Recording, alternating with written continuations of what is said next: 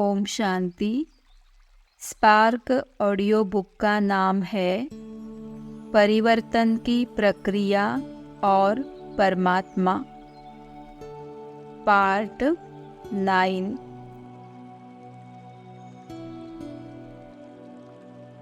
5 मई 1977 के अव्यक्त महावाक्य ग्रुप के प्रति। सदा संतुष्ट रहने वाला ही बाप के समीप रह सकता है। संतुष्टता बाप के समीप ले जाने का साधन है। संतुष्टता नहीं तो सदा बाप से दूर है। जो कुछ होता है उसको बीती सो बीती करते हुए, परखने की शक्ति से परखते हुए चलते चलो तो सदा संतुष्ट रहेंगे।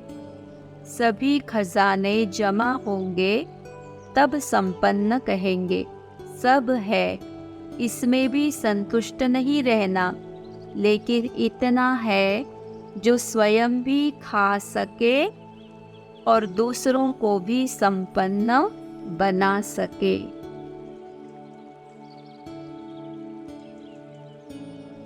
24 सितंबर 2013 के रिवाइज साकार महावाक्य। परमात्मा सारी सृष्टि पर रहम करते हैं।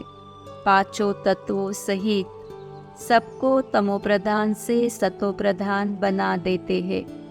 यह भी ड्रामा बना हुआ है। आत्माओं के पवित्र बनने से हर चीज पवित्र बन जाती है। सतयुग में तत्व भी सतोप्रधान होते हैं। वहाँ कभी कोई बूढ़े नहीं होते हैं। पवित्र बनने के लिए कितने सितम सहन करने पड़ते हैं।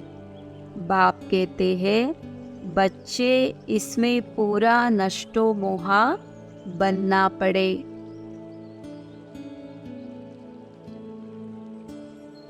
5 मई 1977 के अव्यक्त महावाक्य।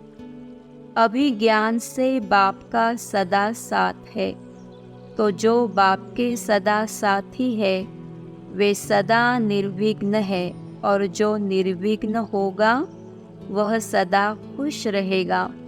विघ्न खुशी को गायब करते हैं। अगर मास्टर सर्वशक्तिवान भी विघ्नों से परेशान हो तो दूसरे बेचारे क्या होंगे। तो मास्टर सर्वशक्तिवान कभी भी परेशान नहीं हो सकते। किसी के स्वभाव संस्कार को न देखो, अपने अनादि स्वभाव संस्कार को देखो और बाप के स्वभाव संस्कार को देखो। यह संगम युग ही परमात्म प्यार की अनुभूति का समय है, जो सर्व प्राप्तियों और अनुभूतियों का आधार है। निर्दोष दृष्टि और निर्विघ्न स्थिति संगम युग की परम प्राप्ति है। निर्विघ्न आत्मा सदा ही अतीन्द्रिय सुख की अनुभूति में रहती है, क्योंकि आत्मा का मूल स्वरूप सच्चिदानंदमय है।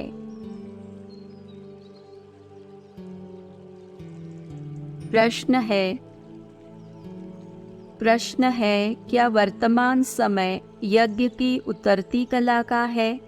यदि हाँ तो कैसे? यदि नहीं तो क्यों?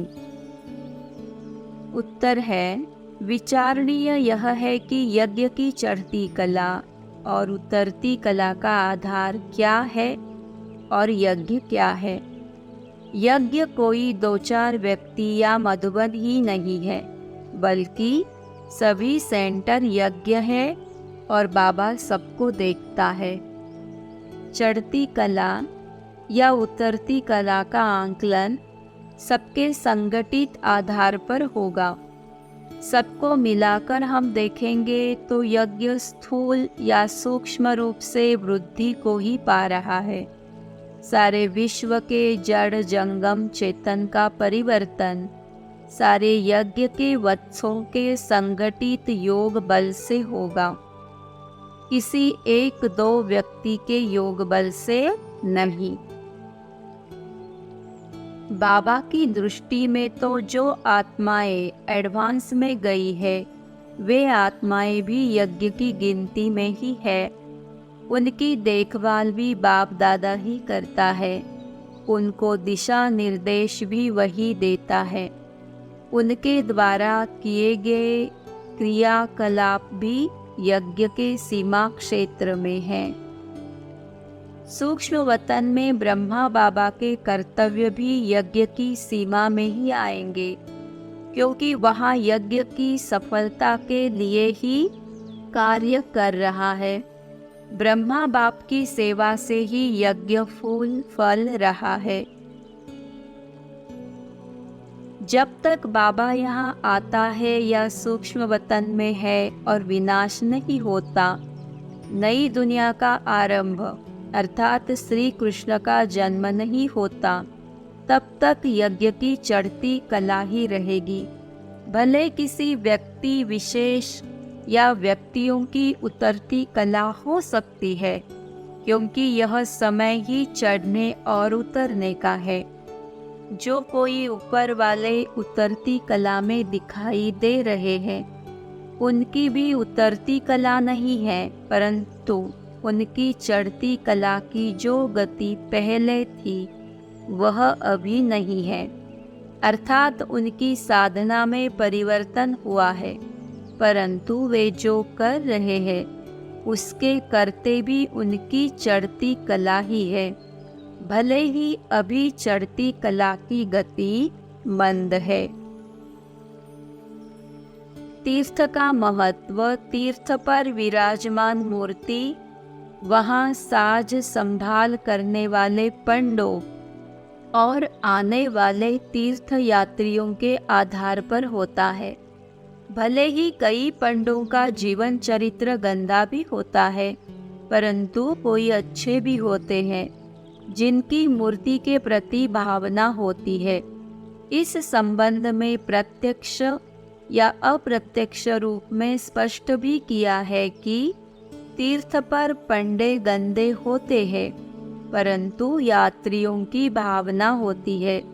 उस तीर्थ और इस चैतन्य तीर्थ का गहरा संबंध है। अभी यह नई दुनिया की कलम लग रही है, और जिसने कलम का विधि विधान देखा है वह सहज ही समझ सकता है कि कलम लगने वाला नया वृक्ष अपने पुनर्स्थापना तक वृद्धि को पाता ही रहता है। यह कलम का राज भी बड़ा वंडरफुल है जो बाबा ने समझाया है।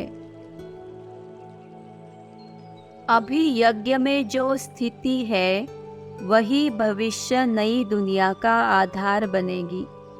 इसीलिए जैसे वहाँ सदा ही एक व्यक्ति तो राज्य नहीं करेगा, सत्ता परिवर्तन अवश्य होगा।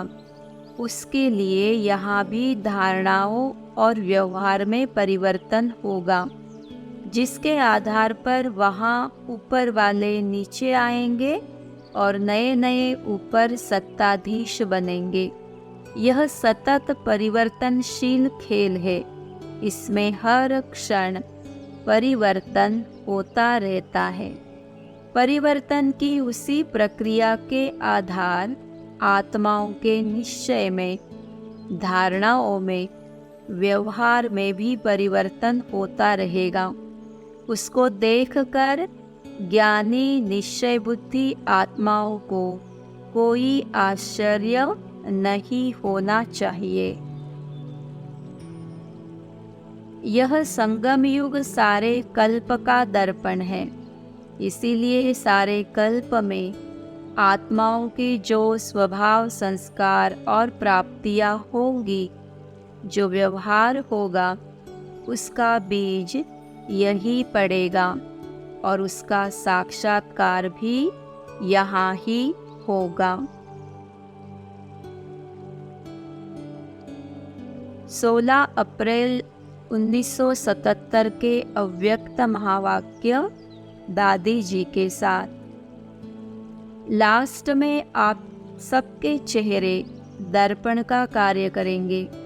आप सबके चेहरे चारों ओर बाप को प्रत्यक्ष दिखाने के निमित्त बनेंगे और भक्त कहेंगे, जहाँ देखते तू ही तू।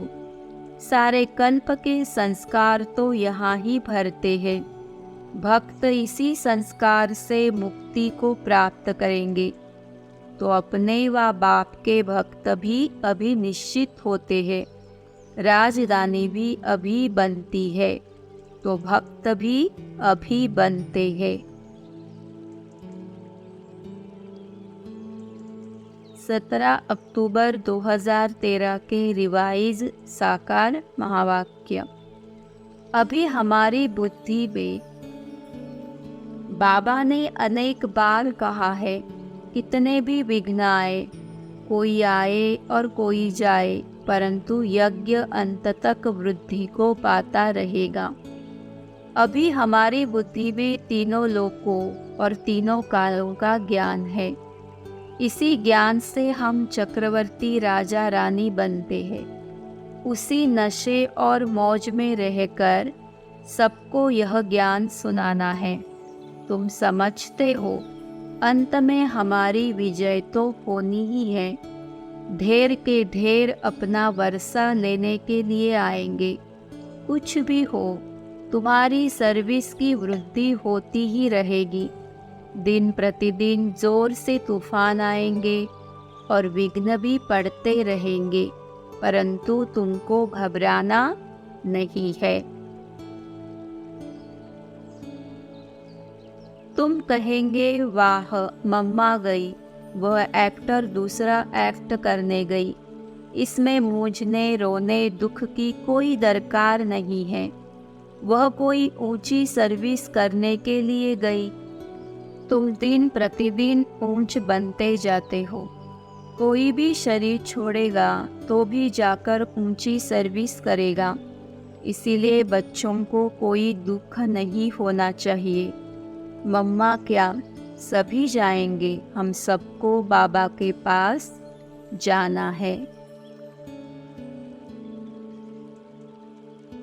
प्रश्न है, दादी को बुलाते हैं तो क्या कहा जा सकता है कि आत्मा आती है, और यदि आती है उतने समय के लिए अभी जिस शरीर में है वह निर्जीव अर्थात आत्मा रहित हो जाता है। यदि नहीं आती है तो क्या होता है? उत्तर है, वर्तमान समय इन सब रहस्यों को समझने में कोई कठिनाई नहीं है, क्योंकि हम देखते सैटेलाइट के माध्यम से कहाँ के दृश्य कहाँ दिखाए जा सकते हैं। ब्रह्मा बाबा स्पिरिचुअल चैतन्य सैटेलाइट की तरह फरिश्ता रूप में सूक्ष्म वतन में है। वह भी अपनी संकल्प शक्ति से दादी जहाँ है उससे कनेक्शन जुटाकर उसकी एक्टिविटी को यहाँ दिखा सकता है, या बाबा पर से कोई रहस्यमय चमत्कार के रूप में भी दिखा सकता है। विश्व की सर्व आत्माओं के सूक्ष्म तार उनसे जुड़े हुए हैं और उनका तार सर्व आत्माओं से जुड़ा हुआ है। ब्रह्मा बाबा का तार शिव बाबा से और शिव बाबा का तार ब्रह्मा बाबा से जुटा है। विचारणीय है कि यज्ञ के आदि में शहजादियाँ और शहजादे आते थे। जिनमें आते थे उनकी एक्टिविटी वैसे हो जाती थी, जबकि उस समय वे होते नहीं थे। अभी भी जन्माष्टमी पर कृष्ण को बुलाते हैं, तो जिसमें बुलाते हैं उसके गुण धर्मों में परिवर्तन हो जाता है। भक्ति में आत्माओं को भी बुलाते हैं तो अनेक रहस्यात्मक तथ्य सामने आते हैं, जिन सबके लिए बाबा ने बताया भी और कहा है।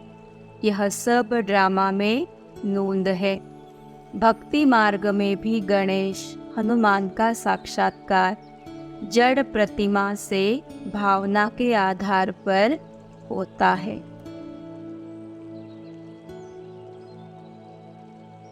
31 अगस्त 2013 के रिवाइज साकार महावाक्य। ये स्थापना का कार्य बड़ा ही रहस्यात्मक और समझने योग्य है। आगे भी अनेकानेक रहस्यात्मक दृश्य देखने को मिलेंगे, परंतु निश्चय बुद्धि आत्माएं किसी प्रकार के संशय में नहीं आएगी। निश्चय बुद्धि ज्ञानी आत्माएं तो सारे दृश्य साक्षी होकर देखेंगी और इस परम प्राप्तियों से संपन्न संगम युग का आनंद लेते रहेंगे। आत्मा शरीर में आती है तब ही कुछ कर सकती है। कई आत्माओं को बुलाते हैं, घोस्ट आदि की आत्माएं भी प्रवेश करती हैं। कभी कभी शुद्ध आत्माएं भी आती है। यह सब ड्रामा में नूंद है। जो कुछ पास हुआ वह सब ड्रामा का खेल है। 27 जून 2013 के रिवाइज साकार महावाक्य। ऐसे ऐसे अपने साथ बातें करते, विचार सागर मंथन करते रहना चाहिए, तो फिर आदत पड़ जाएगी। विचार सागर मंथन तुम बच्चों को करना है, जज करना है राइट क्या है और रॉन्ग क्या है। ब्राह्मण के शरीर में आत्मा को बुलाते हैं। आती तो आत्मा है, शरीर तो नहीं आ सकता है। वास्तव में आत्मा कोई आती भी नहीं है। यह सब ड्रामा में नूंद है। यह सब खेल है। यह भी एक रस्म रिवाज है। 14 अगस्त 2013 के रिवाइज साकार महावाक्य। ब्राह्मण में आत्मा को बुलाते हैं। क्या सबूत है? जो मर गया उसकी आत्मा आती है? आती तो ज़रूर है। आत्मा आकर बोलती है।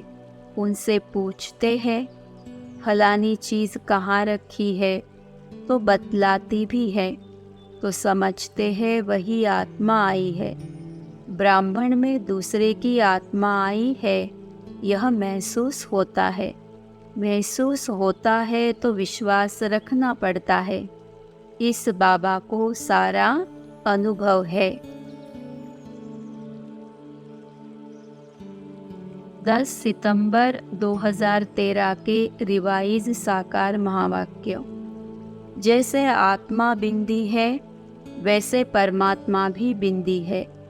अगर दूसरी आत्मा आएगी तो वह भी बाजू में आकर बैठेगी ना।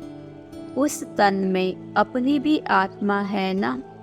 ब्राह्मण में आत्मा को बुलाते हैं तो आत्मा आकर बोलती है हमने फलानी जगह जन्म लिया है। शिव परमात्मा नमः कहते हैं तो शिव ऊंच ठहराना। ये बातें तुम ही समझ सकते हो। यह नॉलेज भी तुमको अभी ही है। यह है तुम्हारा हीरे जैसा जन्म। 14 मई 1977 के अव्यक्त महावाक्य। सदा भाग्य विधाता बाप द्वारा प्राप्त हुए अपने भाग्य को सुमिरन करते हुए सदा हर्षित रहते हो, क्योंकि सारे कल्प के अंदर सर्वश्रेष्ठ भाग्य इस समय ही प्राप्त करते हो। इस समय ही सदा भाग्यशाली स्थिति का अनुभव कर सकते हो।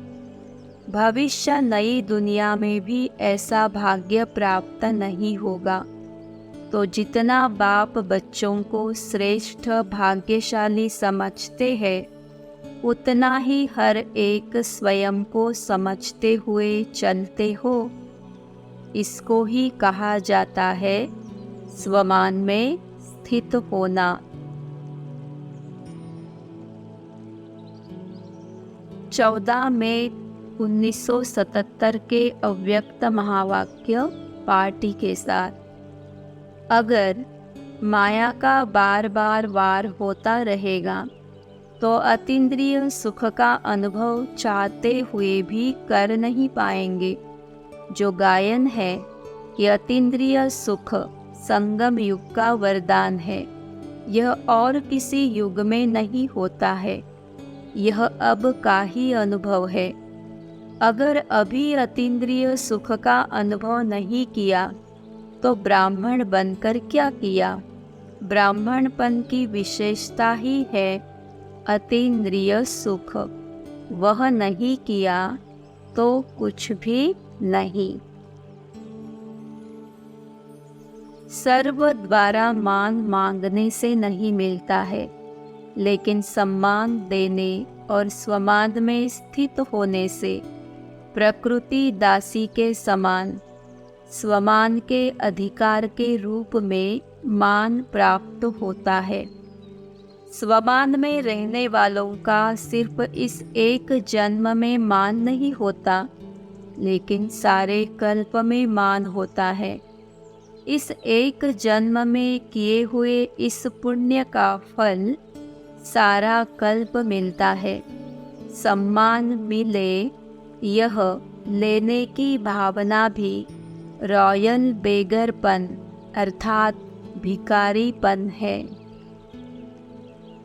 यह संगम युग ही सारे कल्प में तीनों लोकों और तीनों कालों के गौरवमय स्वरूपों की अनुभूति का समय है, और तो सारे कल्प का पाठ इसकी परछाई मात्र ही है।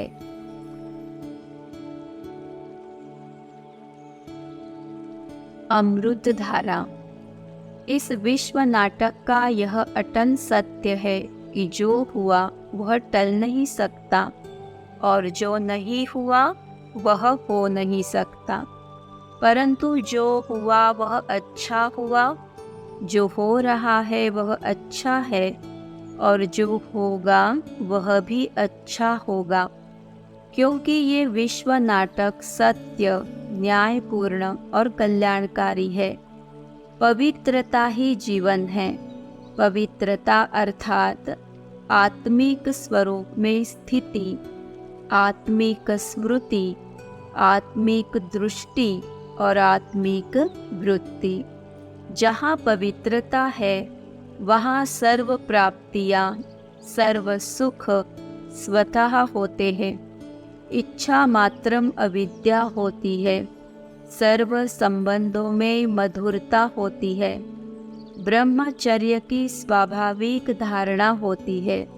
राग, द्वेष, भय, चिंता, दुख, अशांति, ईर्ष्या, घृणा, इच्छा, आकांक्षा, अहंकार, हीनता, शुभाशुभ की आशंका जनित व्यर्थ संकल्प, व्यर्थ चिंतन का नाम निशान नहीं होता है।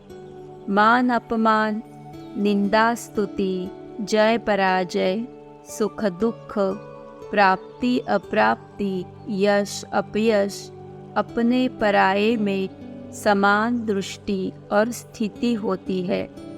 पवित्र आत्मा में समय पर कृत्य का संकल्प स्वतः जागृत होता है।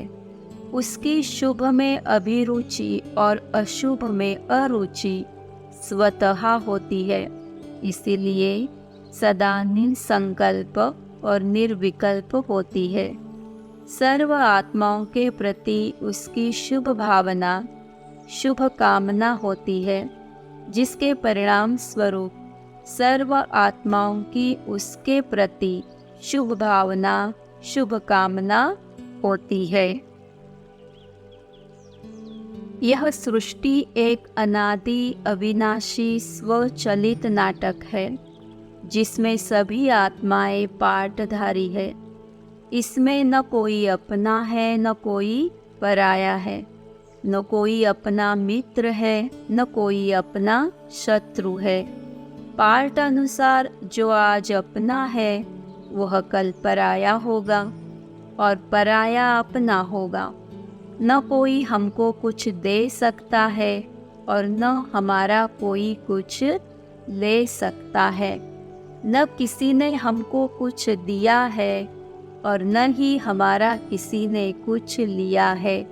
हर आत्मा अपना अनादि अविनाशी पार्ट बजा रही है और अपने कर्मों अनुसार सुख या दुख को पा रही है।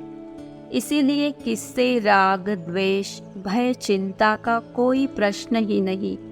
इस विश्व नाटक में जो कुछ मिला है वह केवल पार्ट बजाने के लिए मिला है। उसको अपना समझ लेना एक भ्रांति है जिसका आत्मा को पश्चाताप करना ही होता है।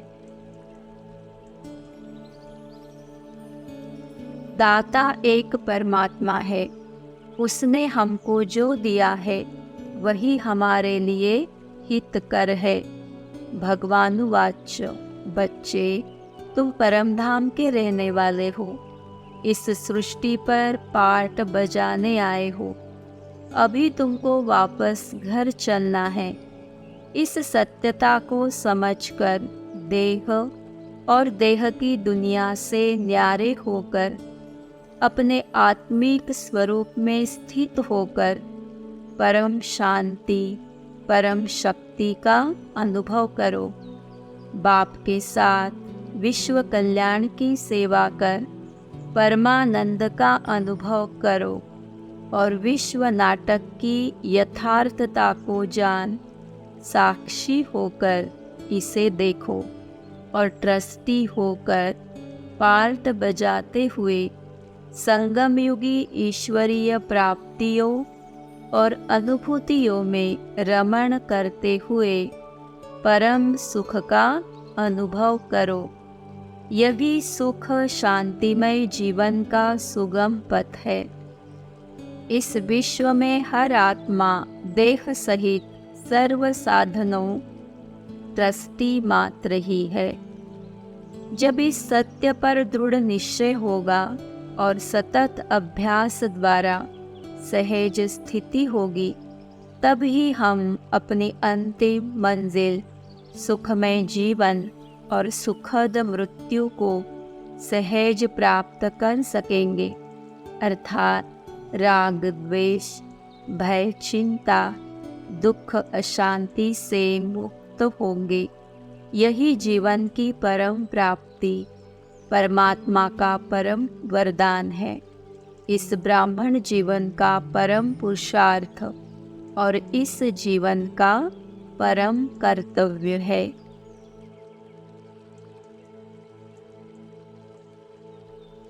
14 नवंबर 1987 के अव्यक्त महावाक्य।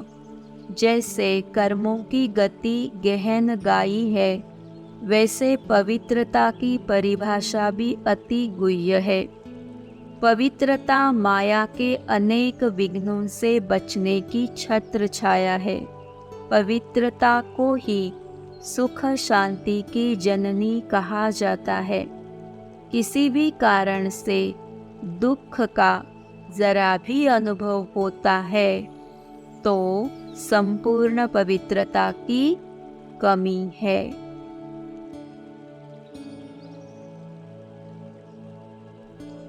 अच्छा, ओम शांति।